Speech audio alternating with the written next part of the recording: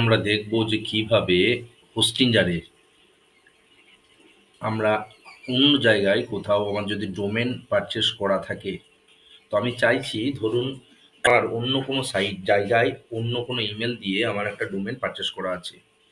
যে ডোমেনটাকে আমার হোস্টিংজারে কেনা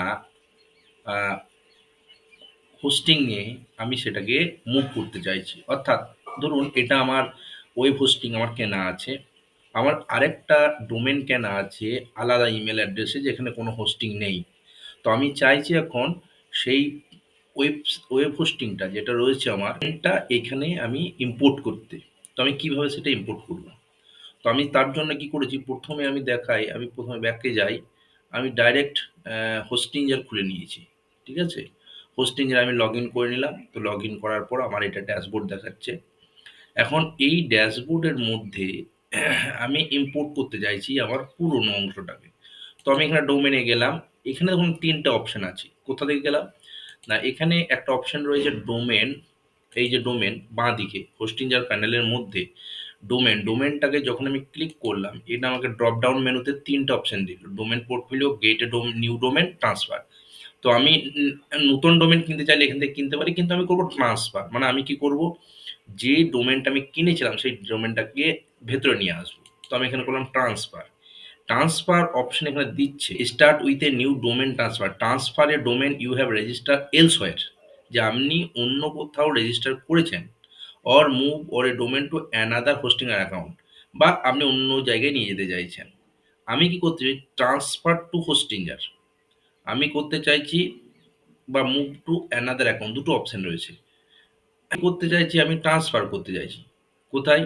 the domain meets transfer recruitment over 60 days have pass since in the initial domain registration or last transfer, domain is unlock, you have authorise code, যেগুলো দেখাচ্ছে। তাহলে আমি চাইছি কোন ডোমেনটাকে ট্রান্সফার করতে, আমি ডোমেনটাকে আনতে চাইছি। তো আনার জন্য আমার একটা ডোমেন কেনা ছিল happy health nest dot in. আমি এটাকে করতে চাইছি, নিয়ে আসতে চাইছি। ঠিক আছে? তো আমি এটা করলাম, হ্যাপি হেলথ ডেস্ক ডট ইনটাকে আনতে চাইছি।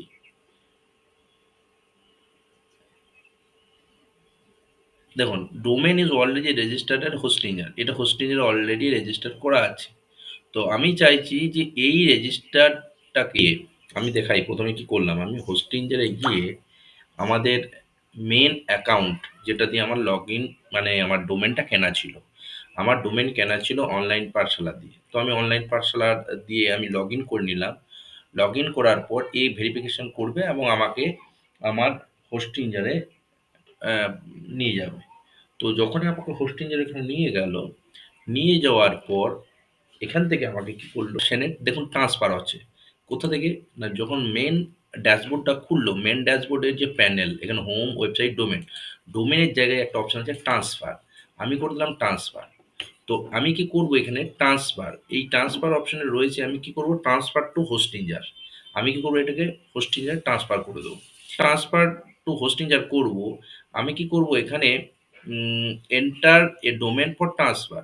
তাহলে আমি এখানে হ্যাপি হেলথনেস এটাকে আমি লিখে নিলাম, happy health nest dot in, এটাকে আমি happy health nest dot in, এটা আমার এটাকে আমি ট্রান্সফারের জায়গায় দেবো। এরপর আমাকে অপশন দেবে যে কোন জায়গাতে আমি ট্রান্সফার করতে চাইছি। মুভ ডোমেন, এখানে অপশন আছে domain is already in your account, if you wish you can move it to another Hostinger account using domain move feature. তো আমি কি করলাম, এখান থেকে আমি এটাকে আমি মুভ ডোমেন করে দেবো, যে আমি এই ডোমেনটাকে সরাতে চাইছি। এবারে এ আমাকে দেখাবে কোন জায়গায় আমি সরাতে চাইছি। তাহলে এই যে ডোমেনটা, move domain to a another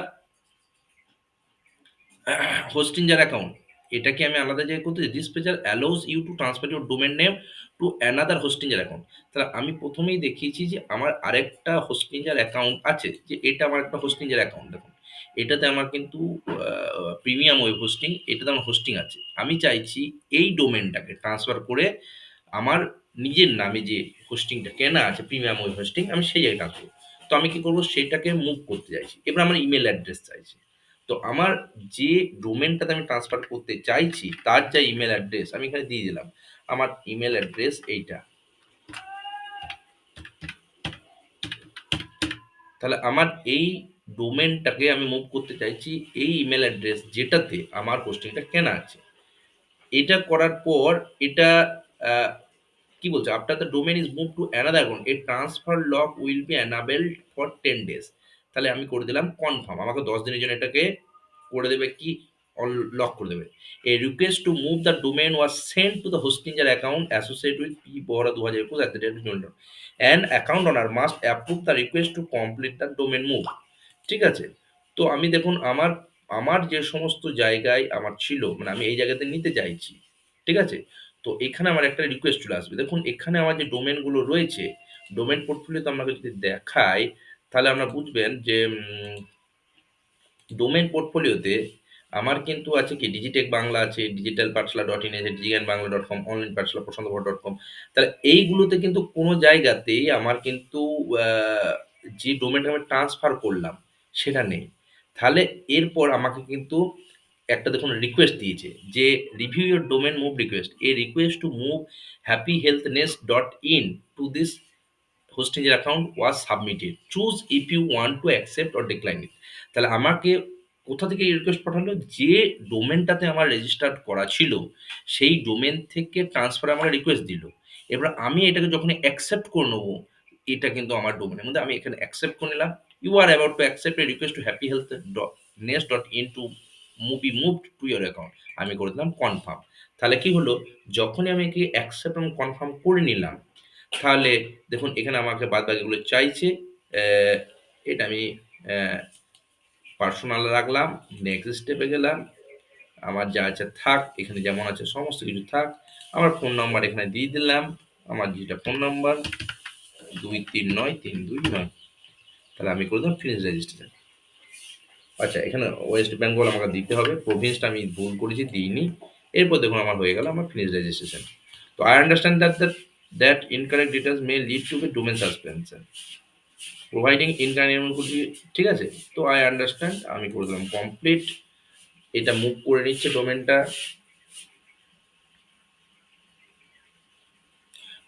we are confirming the domain move request, it can take some time for the domain to be move. তাহলে আমাকে এখানে আসতে খানিক সময় লাগবে, যদিও আমার এটা নতুন ডোমেন, কিছু করার নেই, অতএব আমার কিন্তু সাথে সাথে এখানে চলে আসবে।